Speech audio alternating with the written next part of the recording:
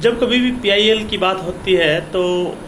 हुसैन आरा खातून का केस ध्यान आता है और जस्टिस पीएन भगवती ध्यान आते हैं। हुसैन आरा खातून के केस में जो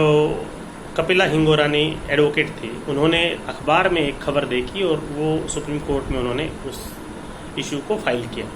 और जस्टिस पीएन भगवती ने उस मामले में नोटिस इशू किया और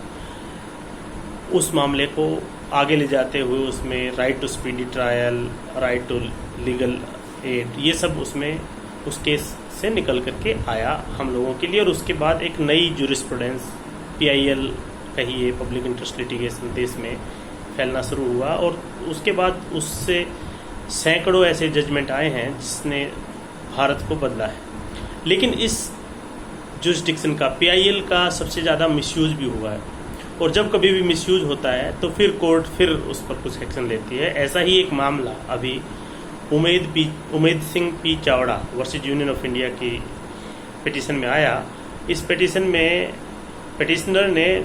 कोका कोला, थम्स अप आदि जो कोल्ड ड्रिंक्स की कंपनियां हैं उनको बैन करने की बात कही थी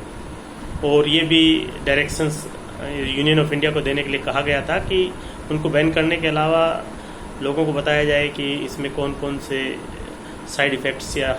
जो हेल्थ पर नेगेटिव इम्पैक्ट इसका क्या होता है, इस तरह की कुछ उसमें डायरेक्शंस सीख की गई थी। इसमें जो पिटिशनर के एडवोकेट को सुनने के बाद सुप्रीम कोर्ट की 3 जजों की बेंच ने ये कहा कि इस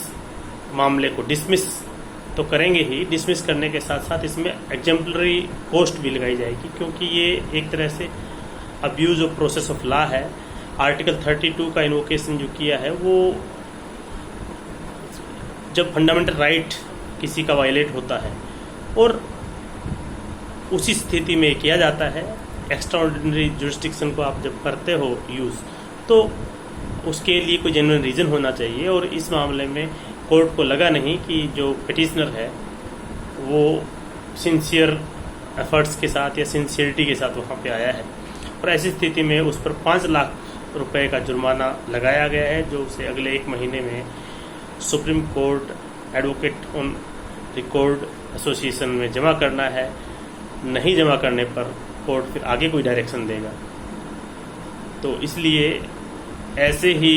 कोर्ट के समय को बर्बाद न करें। और ऐसी पिटीशन से दूसरा ये भी होता है कि जो जेन्युइन पिटिशनर्स होते हैं कई बार उनको भी